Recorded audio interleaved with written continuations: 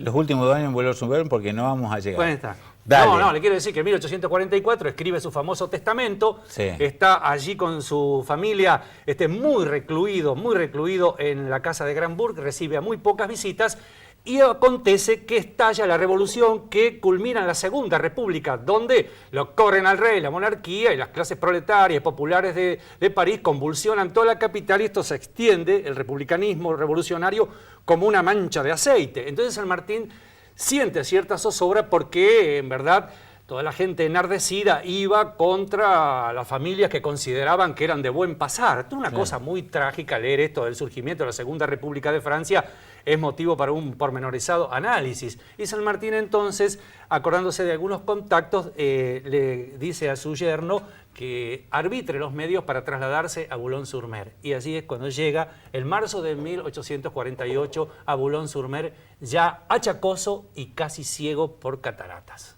Mirá vos. Sí, y pasa sus 2 últimos años en una casa que le prestan para que pueda Ahí, vivir. ahí tenemos, gracias chicos, las imágenes, hemos sacado un par de imágenes. Esta es Gracias, la Sergio. recreación de la habitación del general San Martín, con muebles que son duplicados. Los originales están en el Museo Histórico Nacional, producto de la donación de su segunda nieta al gobierno argentino, y precisamente cuando esos muebles llegaron a Buenos Aires vino acompañado de un plano de cómo estaban ubicados, y así es como se los puede apreciar en el Museo Histórico Nacional de Buenos Aires. Ah, están en Buenos Aires, no sabía. Por supuesto, No sabía. sí, los donó su segunda nieta. Boulogne-sur-Mer, la casa de la Rue Grande al 100, es maravilloso. Esta casa pertenece al Estado Nacional, al gobierno argentino. Digamos, a la Argentina, perdón. Sí. Pertenece a la Argentina y es un museo, todo el mobiliario, es fantástico, el lugar es muy fuerte. San Martín, a pesar de su ceguera, ya hablemos de los últimos 2 años, y en 4 minutos metámonos en sus últimos días. Sí. ¿Realmente su salud le impedía disfrutar de la vida? ¿Llegó mal? Yo creo o que a pesar de eso, ha sido indecible lo que ha sufrido en cuanto a dolores. Por eso en algunas oportunidades se pasaba de la mano con el láudano o el opio y varias veces lo encontraron moribundo. Hasta que, bueno, le recomendaban baños termales y iba generalmente a los baños termales de Enghien, que está cerca de París, y que él decía que le habían hecho muy bien, pero su vida se iba apagando. Es decir, la tempestad que lleva al último puerto, lo decía él mismo cuando caminaba por la costa del Canal de la Mancha y sus nietas eran el Lazarillo. y Se dio cuenta que se moría, la vio venir. Entonces por eso esa frase famosa que dijo en francés, ¿no? Que en realidad era la tempestad que lo llevaba al último puerto. en verdad San Martín solo tiene familia allí. Nada más. Solamente en toda su vida. Claro, ella tuvo una hija mujer, en realidad no pudo perpetuar ahí el apellido. Entonces, con sus 2 hermanos mayores había perdido el rastro, en 1833 ya había muerto muy joven Justo Rufino, así que solo tenía una hermana. ¿Justo Rufino también muere muy joven? Sí, muere joven. Y solo tenía una hermana, María Elena, a la quien hacía tiempo que no veía, pero tenía noticias que vivía y que se había quedado viuda con una hijita que habían bautizado como Petronila, y él en una de las cláusulas del testamento le deja un dinero para que ella pueda salvar su situación, ¿no? Así que es muy interesante. Y hay un detalle que le quiero decir: los últimos días, los últimos minutos del general San Martín, en que el 10 de agosto casi se muere porque se pasó de la mano con opio por los grandes dolores que tenía, y gastralgias y vómitos, y eso es un tema que los médicos lo han discutido bastante, ¿no? Pero debe haber sufrido muchísimo. Y bueno, se restableció.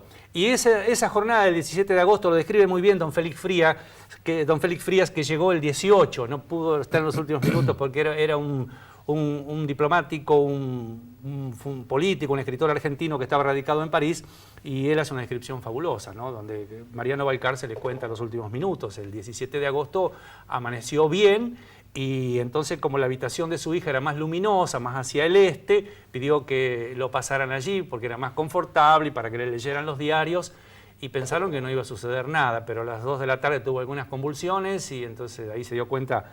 Esto lo manifiesta Balcarce, que se moría, y pidió que la familia saliera, que lo dejara a la hija, que saliera del cuarto para que no lo viera. De todas maneras la niña no se movió de su lado, ¿no? Un amor fantástico, y bueno, y se muere. ¿Llegó a sus últimos minutos en plena lucidez? Sí, totalmente. Mire, es que sería largo de explicar. Un mes antes de su muerte, con Frías, se habían encontrado en los baños termales de Enghien. Y Frías escribe al periódico El Mercurio y a otros periódicos lo que lo había sorprendido, la notable memoria del general San Martín. Recordaba cada lugar de América, recordaba la producción de cada provincia de su tierra lejana, hablaba de los limones de Tucumán, de las frutas de Cuyo. Entonces lo había sorprendido cómo llegó en la plenitud de sus condiciones intelectuales. Miguel estuvo en, Sí, en Francia, en muy Boulogne-sur-Mer, y estos son 3 minutos que él ha preparado para compartir antes de cerrar este programa especial. Hablando de San Martín, como cada vez que nos Es visita un Miguel. modesto informe que queremos compartir, donde ustedes ahí me van a ver bastante más joven porque lo hice hace algunos años. Así que lo vemos.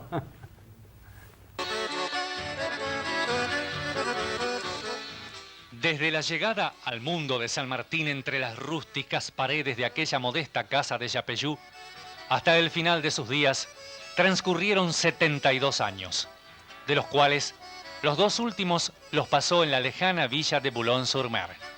Allí, a la altura del 100 de la Grande Rue, vivió los días postreros de su ostracismo, dejando impregnado en el aire de esa morada su espíritu incansable de guerrero de la independencia. Cada dependencia de aquel lugar nos trae al presente jirones de su vida en compañía de su reducida familia.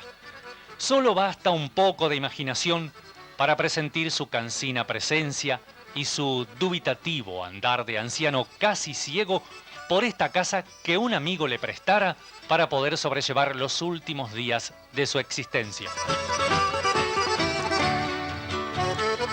Su austero cuarto, con su mobiliario de monacal estilo y sus pocas y sobrias pertenencias, son el fiel reflejo de la condición de vida que marcó toda su trayectoria, tanto en el campo de batalla, en el Estado Mayor de sus ejércitos o cuando tuvo que regir los destinos políticos de Mendoza o del Perú.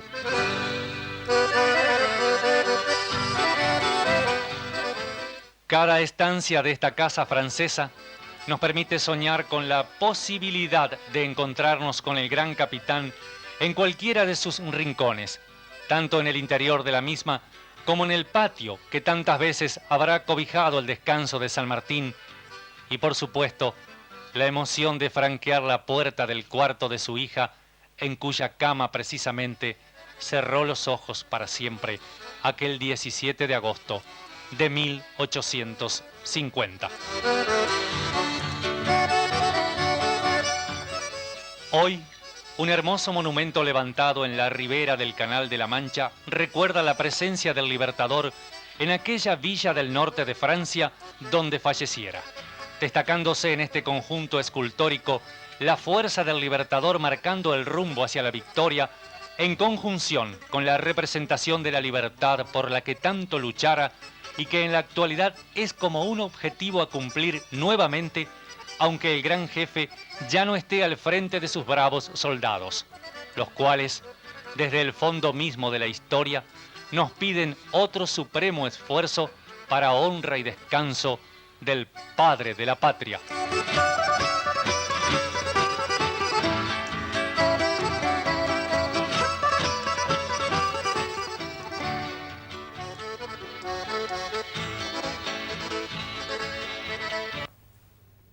Gracias, chicos, muchas gracias. Muy amable Carlitos y a todos los chicos. Vos sabés que a mí siempre me dio la sensación, y a medida que te conocí a vos en estos años y que me contabas de San Martín, y que cada vez que se acerca el 17 de agosto nos juntamos para revivir, aunque repitamos cosas de estos últimos días de San Martín en Francia, siempre me dio esta percepción. Siento que San Martín murió tranquilo, que vivió sus últimos años mal, pero que el tipo estaba tranquilo. Murió como un estoico, fiel a esa doctrina de no manifestar nada que pudiera incomodar a los demás. Habrá sufrido en lo físico por sus achaques, por supuesto, pero no se olvide que él conservó el secreto de la reunión de Guayaquil durante casi toda su existencia. jamás puso en evidencia Qué a buena través esa, de papeles quiénes habían sido Che, ¿y Bolívar los también? traidores. ¿Bolívar también? Bolívar murió joven y murió pobre también, perdió toda su Pero fortuna. ¿nunca hizo referencia? No, tampoco. Había como un pacto ahí de caballeros. Que cumplieron. Y cumplieron, sí. No, lo que le quería decir, Dale. usted dice los últimos días de San Martín en Boulogne-sur-Mer, él muere el 17, recién es trasladado el ataúd a la Catedral de Notre Dame, donde descansó 10 años. La catedral estaba en construcción, ahí en el video se veía a lo lejos una torre, una cúpula inmensa, Notre Dame de Boulogne-sur-Mer, de eso estoy hablando, no la de París, Nuestra Señora de Boulogne-sur-Mer, y fue llevado el día 20. Miren ustedes qué largos que eran los velatorios, con unas monjitas que está documentado que rezaban, ¿no?, por el descanso del alma. Y la cuestión es que cumplieron porque en el testamento había dicho que no quería ninguna pompa excepcional el día de su muerte, así que en un carruaje a las 6 de la mañana lo llevaron con una pequeña comitiva caminando. Y esto que quiero citarles, a mí me emociona mucho porque es un dato fino lo que le voy a decir. En el trayecto de la casa de la Rue Grande, donde murió, a la catedral de Notre Dame de Boulogne-sur-Mer, en el trayecto a mitad de camino se encuentra la iglesia de San Nicolás. Allí, cuando el carruaje llega, para y unos monjes hacen unas oraciones, ingresan y hacen unas oraciones en la iglesia de San Nicolás. Yo estaba caminando de los momentos de bohemia por Boulogne-sur-Mer y desde el punto de vista arquitectónico, entro a la catedral, a la iglesia de San Nicolás. Y ahí hay una lápida importante donde descansan los restos del almirante Broix, un almirante francés muy destacado. Mire usted que yo en esa época no estaba bien ilustrado, después con los años casi se me para el corazón. El padre de Alejo y Eustoquio Broix, que eran dos franceses que hicieron la campaña sanmartiniana de los Andes en Chile y Perú, y uno de ellos, siendo francés, llegó a ser jefe del regimiento de granaderos a caballo.